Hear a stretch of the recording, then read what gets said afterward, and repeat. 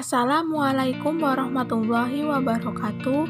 Perkenalkan, nama saya Nurdini Estika Putri, nomor absen 23, NPM 1913053094 dari semester 3C. Kali ini kita akan membahas materi mengenai makhluk hidup dan proses kehidupan. Selamat menyaksikan.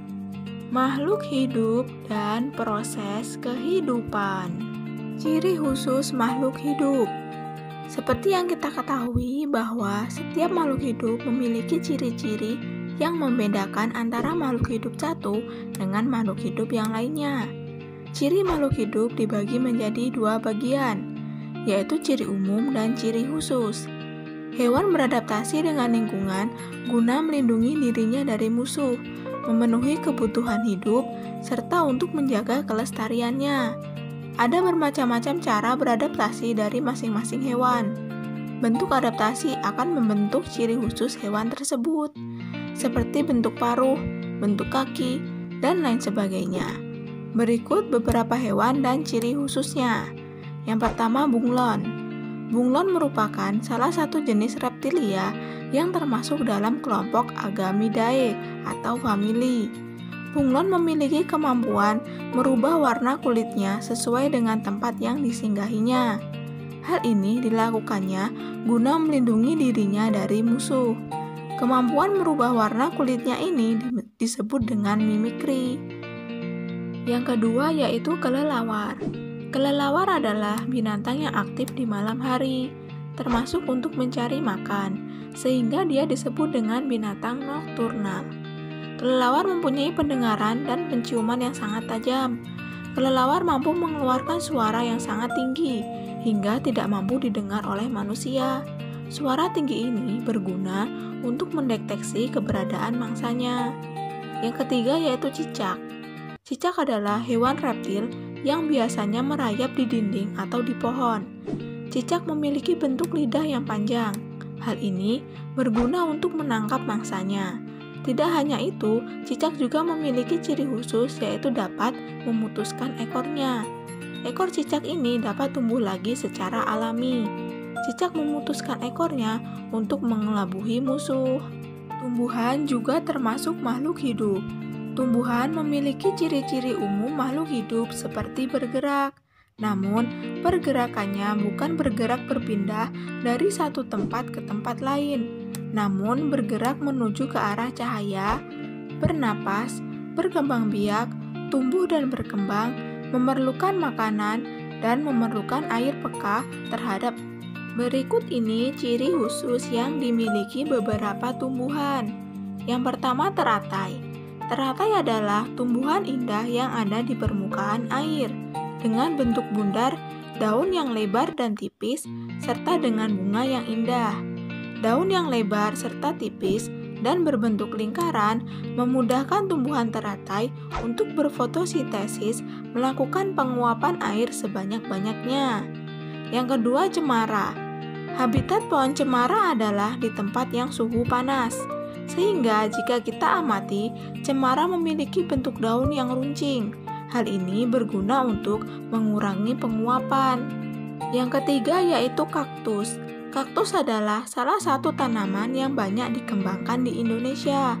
Kaktus adalah tanaman tropis. Kaktus memiliki kemampuan bertahan hidup pada daerah panas.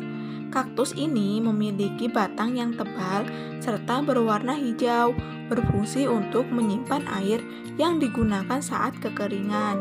Permukaan batang kaktus dipenuhi dengan duri. Duri-duri tersebut berfungsi untuk melindungi diri. Cara perkembangbiakan makhluk hidup. Yang pertama, perkembangbiakan pada hewan.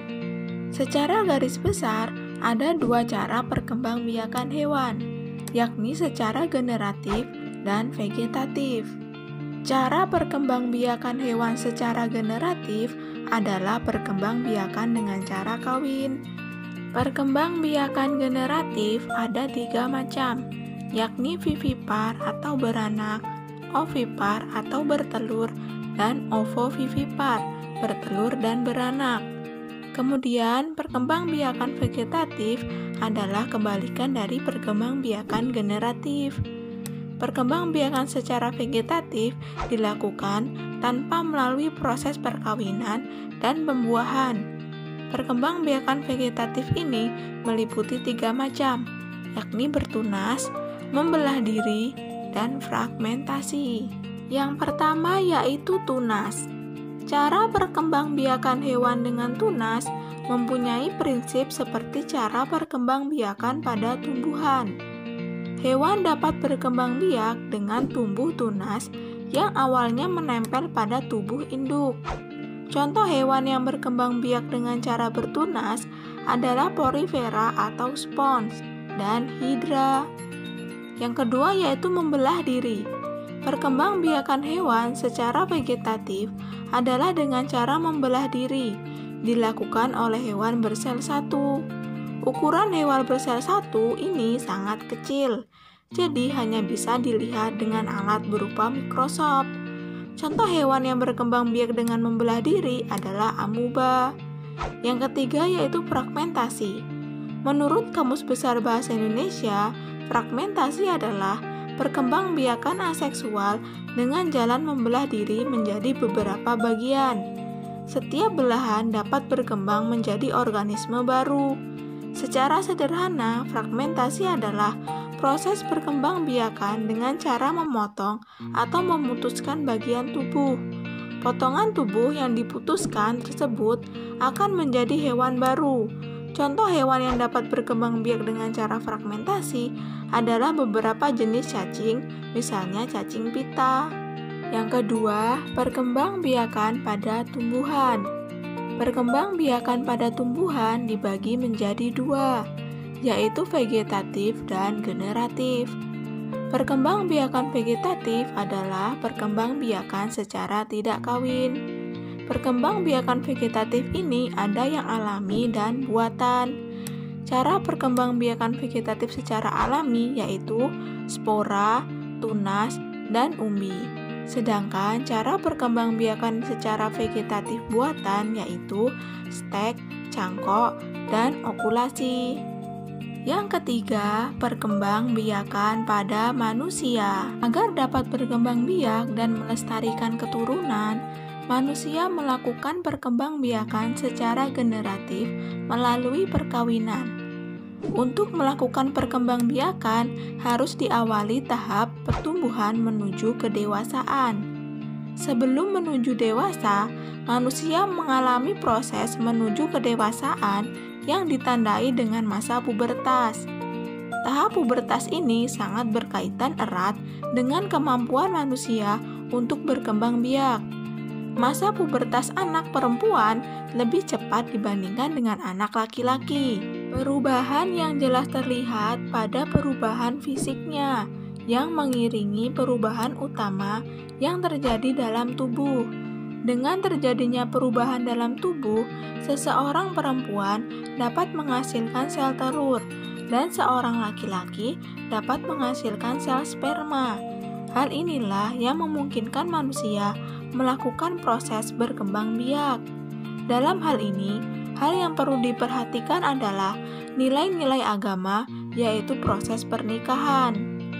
Baik, itulah tadi penyampaian materi dari saya. Mudah-mudahan dapat bermanfaat bagi kita semua. Saya pribadi memohon maaf apabila ada kesalahan. Saya akhiri. Wassalamualaikum warahmatullahi wabarakatuh.